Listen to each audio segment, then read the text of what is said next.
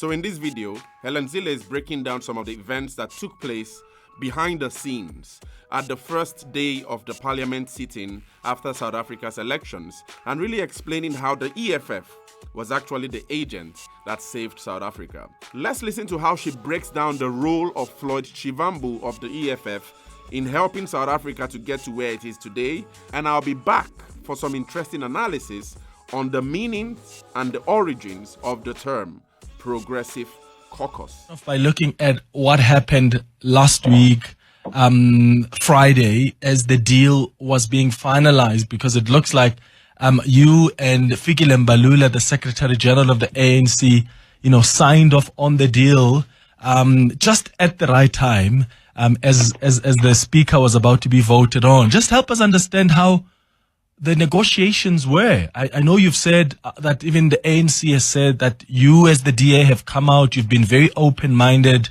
very honest in these discussions. I think you've said something similar about the African National Congress. In your assessment, as someone who was part of the negotiations, how were these handled up until Friday? Well, I must say that the ANC sent their A-team. They sent their A-team of highly capable, intelligent, rational, reasonable people who wanted a deal that was best for South Africa. Mm-hmm.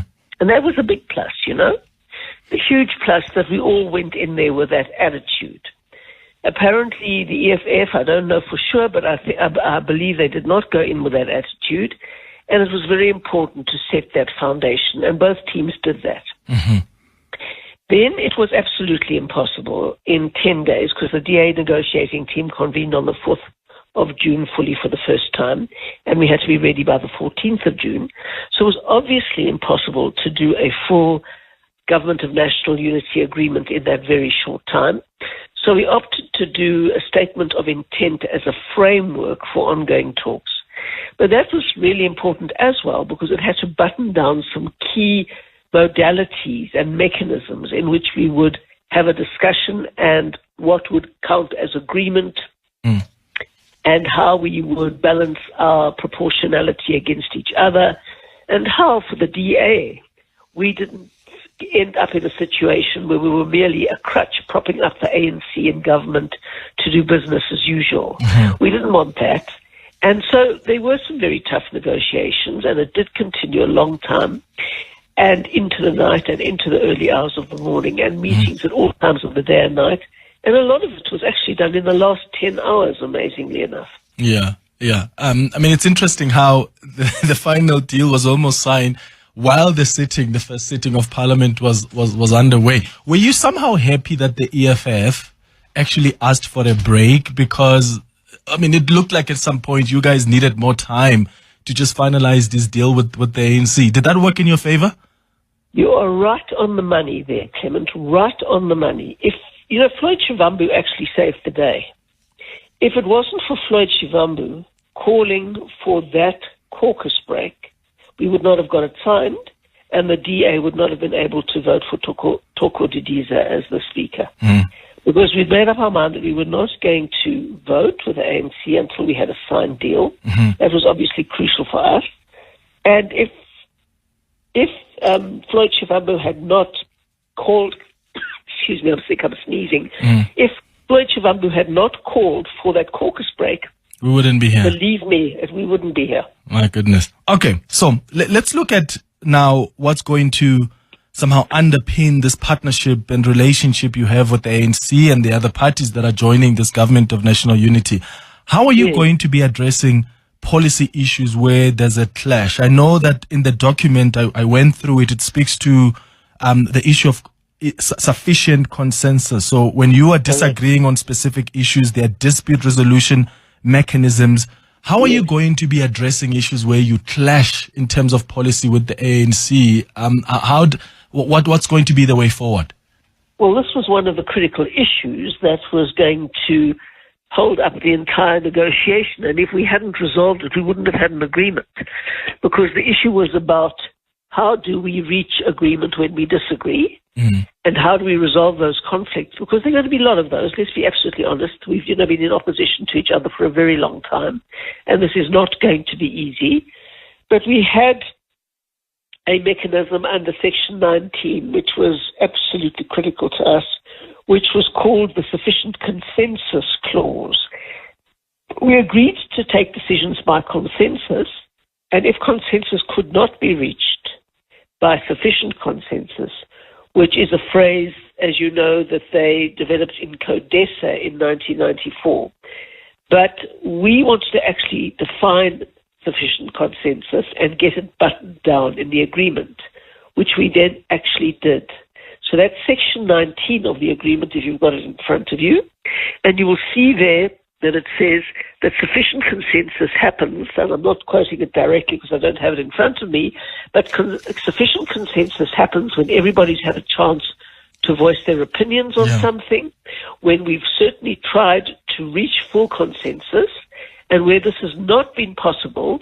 Sufficient consensus is where the parties making up 60% of the government of national unity agree to an issue, and those who disagree have the opportunity to have their opposition recorded. Yeah. Brilliant. What do you guys think? I think it's really interesting. You know, there are many things we really do not get to understand with these negotiations for the government of national unity. While many have slammed the government of national unity as something that probably, since it's kicking out opposition politics, there would be a lack of a watchdog for the government in this instance, you know, to constantly keep it on its toes and alert South Africa on certain policies that it's embarking on. Many actually appraise the government of national unity for allowing the, you know, united voices in South Africa actually govern. And if the whole negotiations go to in the process in which it's been planned, where multiple parties might be given multiple sectors of the economy to, you know, to govern and manage, it might transpire into a much more effective, approach where a party, since any party that holds the position for probably Ministry of Works, Ministry of Energy, for example, would sit on its toes, because right now all the eyes would, lean to that party rather than having all the blame on the ANC. But now, for example, Al Jama or probably Freedom Front party would now, all the eyes would now be on that party to, study and follow up how it's managing that particular, aspect of governance or aspect of society in this regard. So it might be it has both its pros and cons, this government of national unity. It has both its strengths and weaknesses, but we'll keep on studying and seeing how it goes, because it's kind of like an ushering in of what many have termed coalition politics in South Africa, that has actually taken away the power from the democratic sort of like dictatorial democracy that the ANC has perpetuated since 1994, till the last elections. But anyway, in this video, we hear that Helen Zille explains how the progressive caucus in itself, whether by, a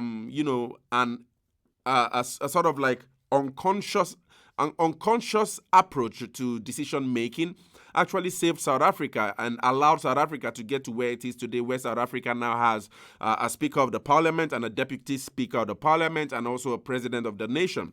And that without the break called by Floyd Shivambu of the Economic Freedom Fighters, EFF, the Parliament might not have gotten to where it is at the moment, where we have some form of stability with a Speaker and a Deputy Speaker and the President. It might have been more chaos, because there were many issues that still had been, were left aside to sign, even on the day of the first sitting. I remember as I was watching the event on that day, as the event unfolded at the first sitting, I saw a break where John Steenhuisen took a break to address the DA party followers, and I was really surprised, because I thought that probably this should have been a concluded thingy where everyone sits and listens and watches and observes what goes on in the Parliament. But we see John Steenhuisen coming to make a really historic announcement to supporters of the DA and also the General South Africa on its stand with the GNU. So in other words, it actually shows, and also Helen Zille proves here, that even on the day of the first sitting of the Parliament, when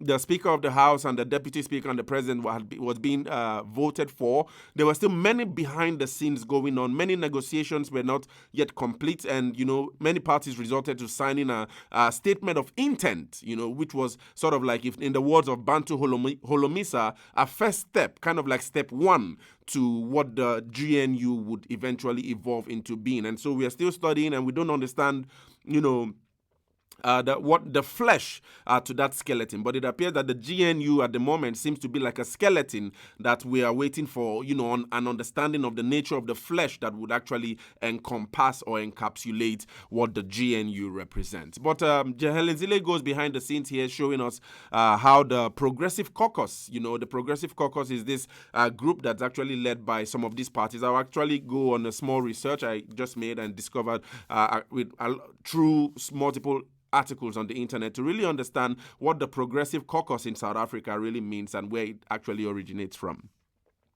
But for this video anyway, I thought to really research and let's really go through an understanding of the progressives, and the left.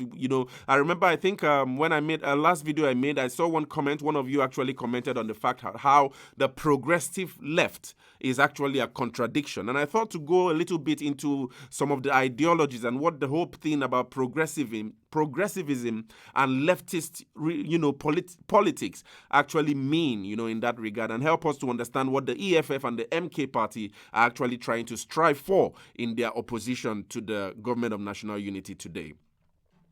So I found a really interesting research actually on the BBC that actually tries to understand this whole meaning about progressivism and progressive politics, okay? So it says that when applied to taxation, in trying to understand what it means for a party to be progressive or politics to be progressive, it speaks about that when applied to taxation, progressive simply means hurting the rich more than the poor, a progressively bigger slice of their earnings. In other words, by taking a progressively larger size of the earnings of the rich, to hurt the rich and try to appease the sufferings of the poor, we might be able to enter into some form of progressive politics in that regard. And it says that, especially in terms of the UK, right? This is in terms of the UK because I think the UK has been actually playing a lot with this term in progressive politics for a long time now. It says that for days after government spending review in the UK, debate raged over whether the cuts to public services and welfare payments were progressive or not. It speaks about how coalition governments and coalition ministers in the UK were actually keen for their policies to be seen as progressive because it made them seem kinder and not bent on wiping out jobs and services for the fun of it. So in other words, progressivism seems to be on the softer, kinder side of, I would argue, left-wing politics, where as much as it tries to combat the conservatives who really wish to keep things in the status quo, it wants to be a softer left-wing, vehicle to that combat and to that constant clash with the conservatives in any political system, okay? So it says progressives want to be seen as, to use another interesting, increasingly worn-out political buzzword, fair. So progressives want to be seen as fair. They do not want to be seen as harsh, proponent or element of the left, but they want to be seen as a fair proponent of the left in this regard. It also says that the other meaning of progressive is hard to define. It says it is often used as a shorthand for a vaguely left-wing way of looking at the world, even though those who describe themselves as progressive insist that it is not an exclusively left-wing club. Okay? And so in the context of South Africa, we see that the Progressive Caucus suddenly sprang, to the fore with Jacob Zuma's announcement of the formation of a Progressive Caucus, in the fact that this group do not want to identify with the government of national unity, but they are mostly left-wing in that regard. But here it argues that progressives usually do not want to be seen as, vaguely, they do not want to be seen as do not want their views to be seen as a vaguely left-wing way of looking at the world, but, they really want to be on the fair side of leftist politics. It argues that the first progressive movement emerged after the First World War, when followers of the philosopher Hegel promoted the idea of history as progress out of ignorance and division towards peace and prosperity. But then it says that the term progressive began to gain currency again in British politics during the Tony Blair years, when many Labour politicians felt uncomfortable about describing themselves as socialists or even left-wing. So in other words, progressivism and socialism and left-wing politics actually share some form of ideological lines, but the progressive want to be on that soft, fair side, okay? And I usually see this a lot, especially in Ghanaian history, when there were many of the parties that were, that actually tried to propose a class struggle, a socialist leftist class struggle during the years of Jerry Rawlings in the 1980s,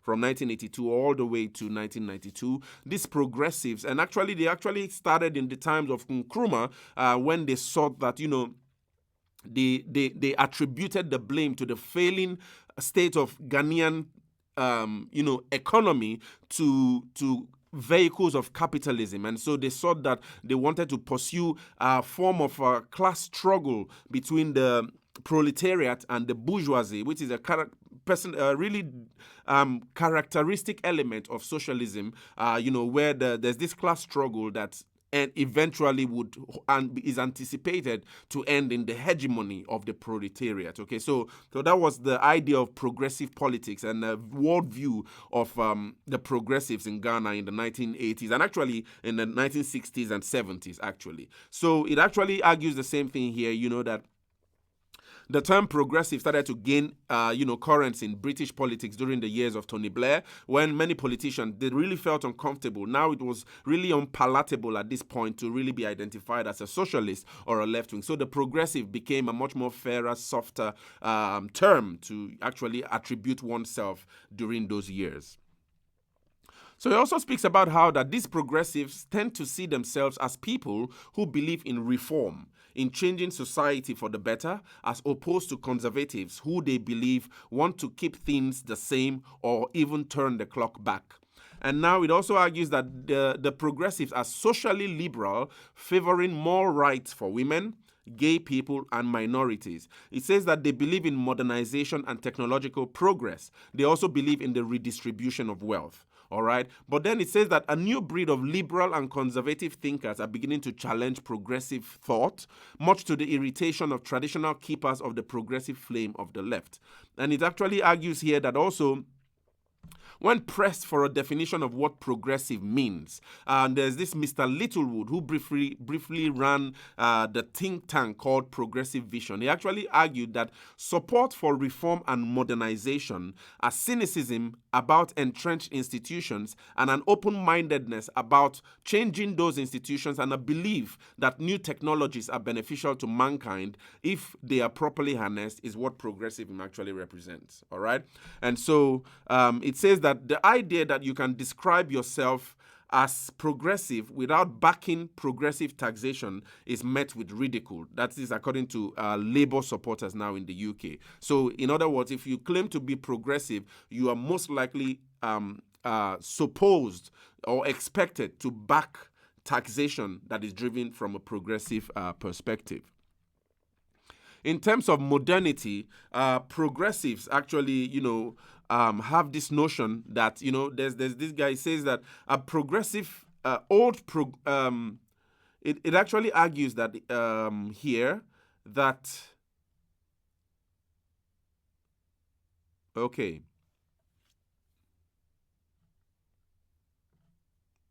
So that's the idea and the notion of progressivism, progressive thought from the perspective of the United Kingdom, which actually frolicked a lot with this term.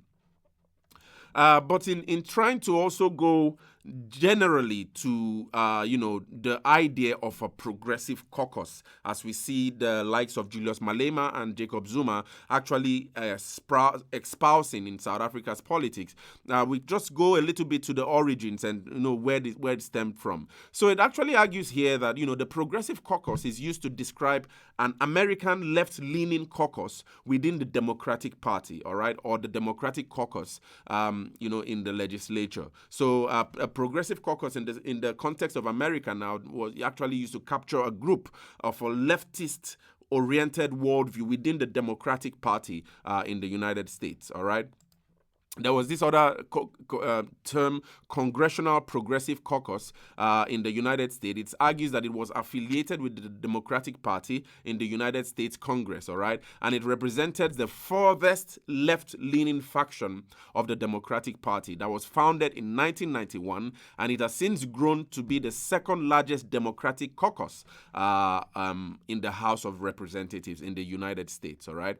So what does the Progressive Caucus in the United States represent? It says that it's congressional, Progressive Caucus advocates a universal, high-quality medical care for all, health care system for all, living wage laws, reduction in military expenditure, a crackdown on corporate greed, putting an end to mass incarceration, supporting and implementing swift measures to start reversing climate change, immigration policies that are humane, and also reparations. All right. So these are the ideas and the worldviews, the epistemes through which those that identify themselves as Congressional Progressive Caucus in the United States, which actually has been defined here as the furthest left-wing,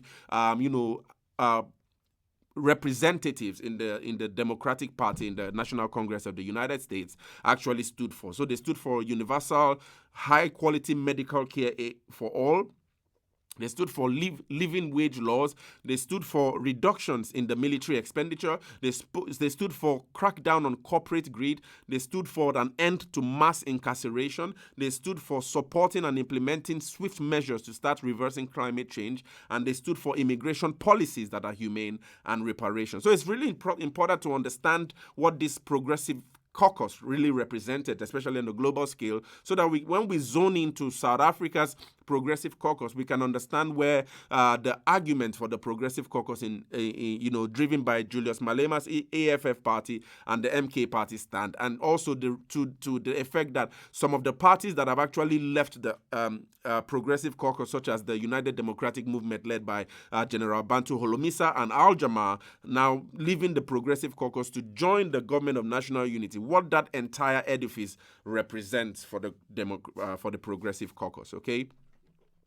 So I think I'll just stop there. So we just try to zone in a little bit on progressive, if I can call it progressive caucusism in South Africa. There's a really brief analysis on how far South Africa has gone with its Progressive Caucus. It's actually really new. It actually says that the Progressive Caucus originated in South Africa. The term itself, I think probably, I wouldn't argue that it was first heard in South Africa, but we see it for the first time in light of the last election that actually went on May the 29th in South Africa. So it speaks about here that, it was founded on the 13th of June, 2024, and it has its abbreviation of PC. Its leaders are Julius Malema, Jacob Zuma, Vuyolwetu Zungula of the ATM, Wanda Malatsi of the UAT party as well. So the ATM and the UAT party joined the EFF and the MK to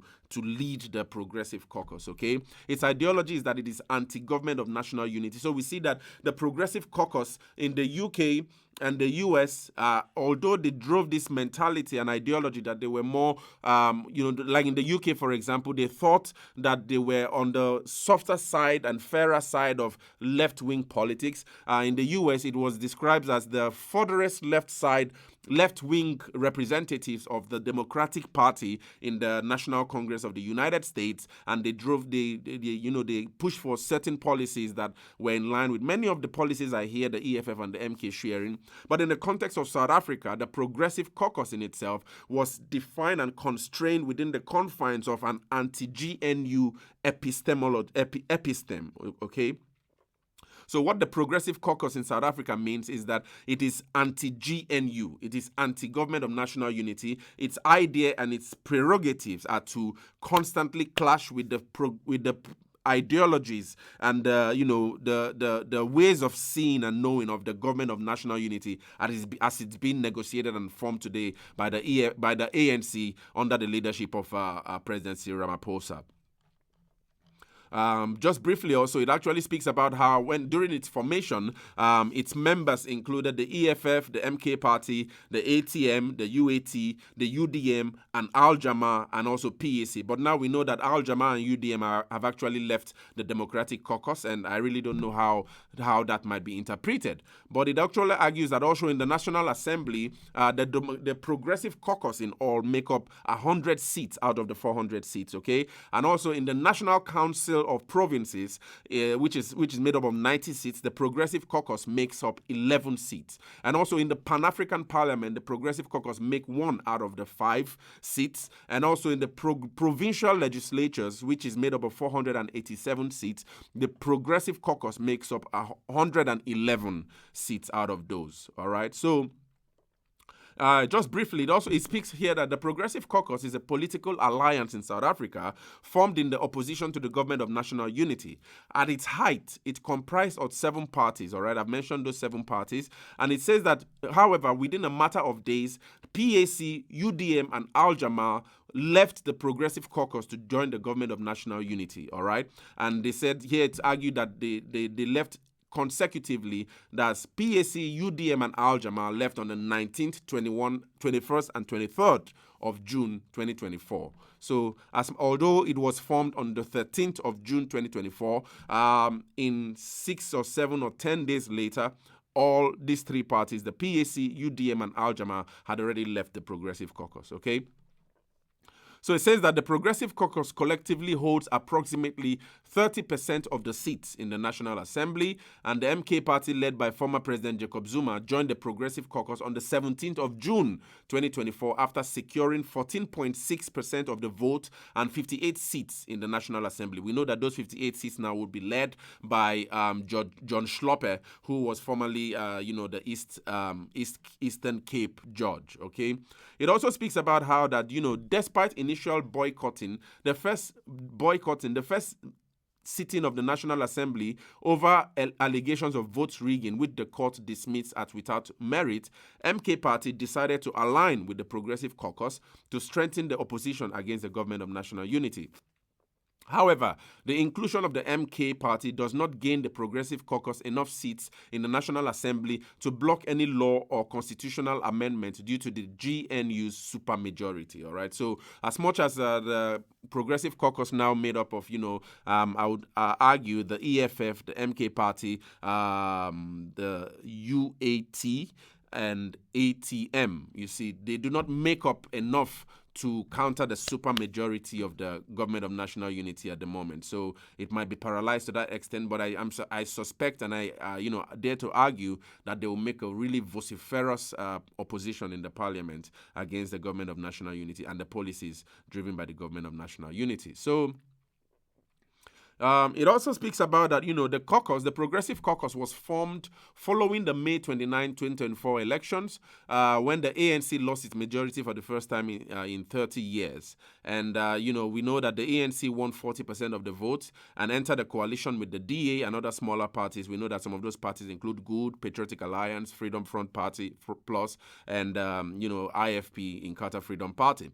It actually argues that, in contrast, the Progressive Caucus aims to provide a fiscally left-leaning alternative to the government of national unity, right? And the Progressive Caucus is not as unified on social policies, with some members advocating right-wing positions such as the reintroduction of death penalty and the repeal of same-sex marriages. So although that they all share this whole general idea of left-leaning worldviews, most of their policies are still in conflict within the Progressive Caucus.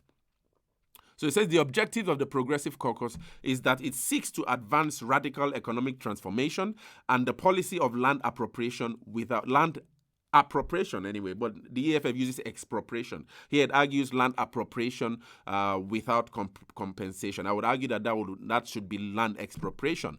But anyway, it says that the Progressive Caucus views the presence of the DA in the GNU as being opposed to these principles, describing it as an alliance rooted in colonialism and apartheid. So what are the challenges of the Progressive Caucus? The Progressive Caucus has faced exclusion from significant government of national unity discussions, leading to calls for a more inclusive and meaningful engagement process with the ANC. And now the EFF, a leading member of the caucus, has been particularly vocal about this exclusion, emphasizing the need for a collaborative approach that respects the contributions of all parties involved, and that the EFF has actually, refused the possibility that it will join the GNU if the DA or FF Plus are included. So this is the notion of the Progressive Caucus really entering the political landscapes of South Africa in 2024. Really interesting in June, and the idea generally was rooted in with the birth of the government of national unity. Although it's really interesting that in 1994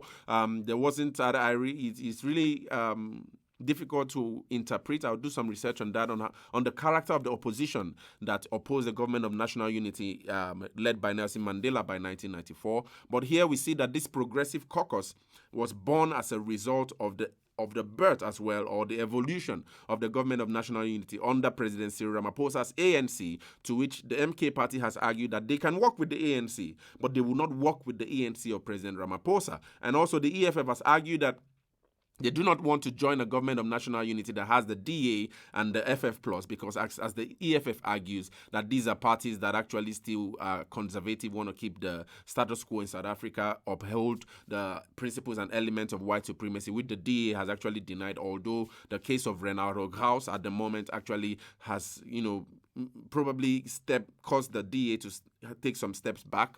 But anyway, that's the argument, against the DA by the EFF, and that's the reason why the EFF and the MK have refused to participate in the government of national unity. So these are kind of a really interesting perspectives, really interesting debates. Let's debate in the comments. What do you guys think, about the Progressive Caucus?